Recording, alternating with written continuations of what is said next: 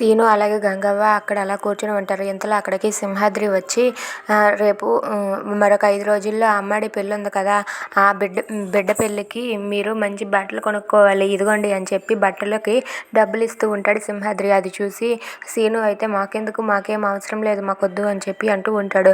రే సీనుగా, అదే నీ పెళ్ళి అయితే మాకు బట్టలు తీయవా చెప్పు, అందుకే ఇదిగో తీసుకో అని చెప్పి అంటూ ఉంటాడు. అది విని అక్కడ ఉన్న బామ్మ కూడా తీసుకో సీనుగా అని చెప్పి అంటూ ఉంటుంది.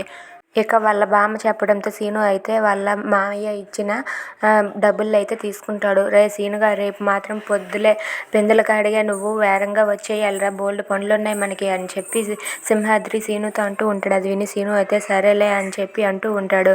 ఇక ఆనంది పెళ్ళి అవుతుందని తెలిసి అక్కడ ఉన్న సీను అయితే చాలా బాధపడుతూ ఉంటాడు. ఏంటి అమ్మాడి పెళ్ళి నేనే దగ్గరుండి జరిపించాలా, అన్ని పనులు నా చేతుల మీదుగా జరుగుతాయా, అసలు ఏందో ఇదంతా, నేను అసలు ఇలా జరుగుతుందని ఊహించలేదని చెప్పి సీను అయితే తనలో తానే కుమిలిపోతూ ఉంటాడు. Thanks for watching friends, please subscribe.